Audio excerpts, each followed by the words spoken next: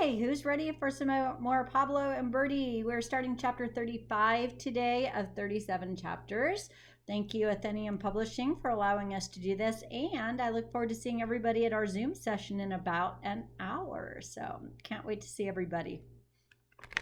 Chapter 35. The little dog had fallen back asleep in the alleyway. His head rested on a piece of broken cement. He had spent some time that night trying to tear the burrs and thorns from his fur with his teeth and paws, but his coat was too long and matted, so he just gave up. As he slept, the little dog nosed and scratched and sighed and panted. Maybe something was chasing him in his dreams. Maybe he was trying to hide from someone. Maybe he was hungry. Too hungry to sleep well. He had escaped from that awful house, but now he had no home at all. The strange wind that was blowing with so much force everywhere else in the town just didn't seem to reach him. He woke from this restless dream just in time to see a strange sight. High above him, are you already anticipating what would be high above him? Or who would be high above him? In the bit of dark sky, visible between the tall walls, a bird was soaring in an upward spiral. Up and up and up she flew, a bright small something glimmering in her feathers. Chapter 36. That first morning, the first day without Birdie, Pablo walked out the door of his apartment building alone. He had slept very late, and Emmanuel had left a note on the kitchen table. I'll be at Pierre's with the others. Mi Pablito, please come down when you wake up. Pablo's shoulders felt empty without Birdie balancing on them. He was so used to her warm weight and the grip of her talons. The minute he stepped outside, he wasn't alone, though. The committee squawked and gabbled at the sight of him, as they had all been waiting for his arrival. They all talked at once, fluttering around his ankles. Cock-a-doodle-doo! Cock-a-doodle-doo! Rhodey seemed intent on something, going so far as to peck at Pablo's toes. Hey, he said, you stop that. Watch what you're saying, squawked Peaches. Simmer down, simmer down.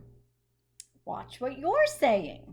Sugar Baby even flew a little spiral around his head, seeming to surprise herself by doing so, and unfortunately landed on Peach's head. What day is it? She said. Oh, a hard one, Sugar, Pablo said. Then she cocked her head and looked up at him with her bright eyes. They all did this. The committee drove him crazy sometimes, but right now, Pablo just felt grateful for their presence. They had been down there on the street last night, after all. They had all watched what had happened and watched as Birdie flew away. But there seemed to be something else on their minds. They kept fluttering around and then hopping a few feet down the sidewalk, as if... Is there something they want to show him? Peaches took the lead, half marching and half fluttering. The others followed in her wake, not even stopping to linger outside Pierre's, even though the door was open and Pierre was visible behind the counter. Simmer down, Peaches called back, craning her neck to make sure Pablo was following, which of course he was. She halted at the entrance to the alleyway, and the others did too. They fluttered forward an inch or two, then back an inch or two, gradually moving forward until the entire committee was clustered at the dark entrance. What is it? Said Pablo. What is going on? They all started talking at once.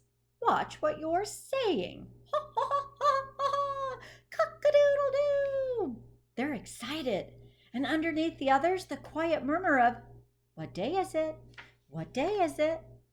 Pablo made his way through the feathers and clucks to the entrance of the alleyway, and there he saw the little dog. That's not exactly what I was expecting. What about you? But there was the little dog, his head resting on a chunk of broken cement, his fur so matted and dirty and long it was so hard to tell which end was up. But he was sound asleep. Shh. This was Pablo's chance. He had made a promise to Birdie after all, so he took one big step forward and, lightning quick before the dog could wake up and zoom away, scooped him up in both arms. With the committee on his heels, he hauled the struggling dog across the street to Maria's.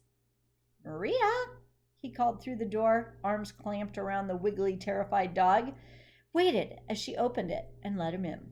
All of them, meaning the committee. Pablo? She questioned. There was a question in her eye, but he avoided looking at her. He couldn't talk about Bertie. Not yet. The dog, he said. Oh, yes, said Maria. The dog. Oh, poor little guy. The dog calmed down the minute Maria's hands were on him. She had that effect on animals. Pablo, the committee, they all watched as she felt through his fur, both hands gentle but also firm, looking for wounds or broken bones. Then she flipped up his long ears and peered into them with her otoscope. Have you ever used one of those? Maybe at the doctor's office? Not a stethoscope, but an otoscope. She pried open his mouth and checked his teeth. Finally, she examined his lopsided tail. Well, he's a mess, she said, but messes can be cleaned up. How did he break his tail? Can you tell? Oh, I have no idea other than it happened a very long time ago. Beyond that, it's just a mystery. She looked at him and smiled, which gives you something in common with each other, doesn't it? When Pablo didn't say anything, Maria reached out and touched his shoulder, the same shoulder that Bertie always rode on. And he knew that she knew. You know what would make Bertie happy, Pablo? Pablo and Maria looked at each other and then at the committee, who were quiet for once, watching and waiting. They all looked at the little dog. He looked back at them. And then Maria's arms, still holding him steady, his lopsided tail, began to wag back and forth. Ha, ha, ha, cock-a-doodle-doo, what day is it? Oh, it's a good day to give a little dog a home, said Maria. That's what day it is. So she placed the dog in Pablo's arms. He bent his head to the dog's fur and breathed in. The dog didn't smell good at all, but he smelled warm and dusty and a tiny bit like an elephant ear. So, were Pablo and the dog meant to be friends after all? Chapter 37, the final chapter. In the weeks to come, the little dog would learn many things. He would learn that while dog food and elephant ears and fried plantations and bits of roast meat were good, baked sweet potatoes were even better. And that carrots might be the best of all. Oh, next to cheese quesadillas, that is. Even though Pablo would only give him little pieces of quesadilla because, according to Maria, they weren't very good for dogs. He would learn that a big soft cushion on the floor next to Pablo's hammock made a wonderful bed. He would learn that he was a good dancer when Emmanuel would pick him up and swing him around the kitchen to the sounds of the Buena Vista Social Club. He would learn that he was a good worker when, in the debris-strewn week that followed the departure of the winds of change, he would help the citizens of Isla clean up the inspecting all manner of spilled trash, especially the spilled food scraps. He would learn that the world was not only loud voices saying mean things, but it was also soft voices saying very kind things to him. Yes, even to him. Things like, "Are you thirsty, little guy?" Or, "Do you need your belly scratched?" And, "Want to go for a walk?" To all these things, the little dog would learn to say yes, which in his case took the form of turning in a fast circle, chasing his lopsided tail until he fell right down on the floor. But even that wouldn't be so bad, for whoever was on the other end of the question would just pick him right up and make sure he was okay. He would also learn that he had a name. It wasn't the name he had been born with, if he had ever had one, besides worthless mutt. That is, but his name would be given to him a few days after Emmanuel and Pablo adopted him. And they gave him a haircut. At first, Emmanuel would try to trim out the burns and matted tufts, but there were too many of them. So he would end up cutting off the little dog's fur until he was a shivery, skinny thing, standing on the kitchen floor, tangled piles of fur rising around him. "Osito," Emmanuel would say. "That's what all that fur made you look like. A little bear." Within a day, everyone on the block would know him as Osito. Osito. This was a good name. When Pablo and Maria walked into Pierre's the morning after Bertie flew away in the company of the scruffy little dog, but not Bertie, Emmanuel was the first to figure out what Pablo had done. "Pablo," he said, "mi Pablito." He stood up and folded Pablo into his arms. A term of endearment? The author is just showing so much through actions. The others sat at the table, the chalkboard filled up again with possibilities for hiding Bertie, for keeping her permanently hidden from the likes of Elmira Toledo. "Where is Bertie?" said Pierre, not understanding. Lula stayed silent, looking from Pablo to the back door of the bakery as if there must be a clue there. Maria, wise Maria, looked at Pablo and smiled a sad smile.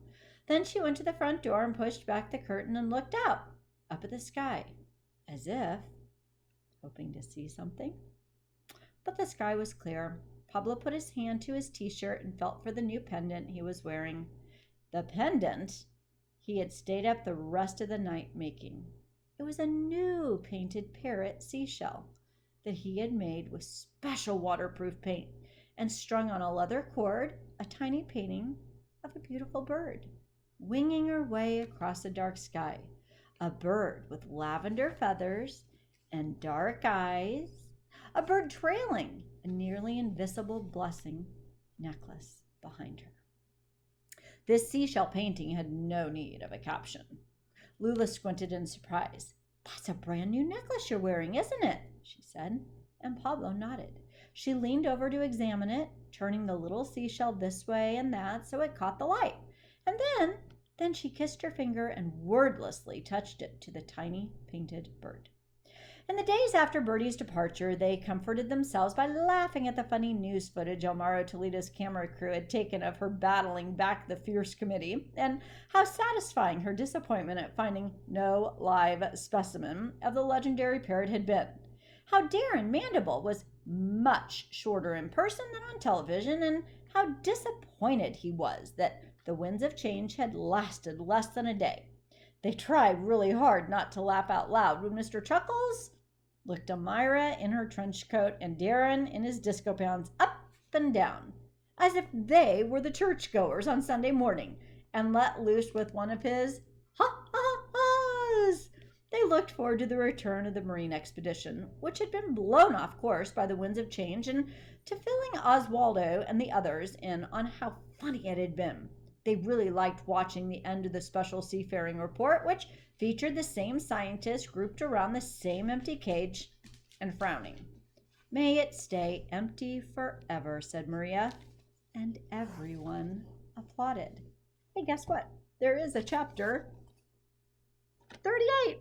We'll finish that one tomorrow, but hopefully we pick our new read aloud during Zoom coming up in just a short while. See you tomorrow. Actually, see you in a little bit.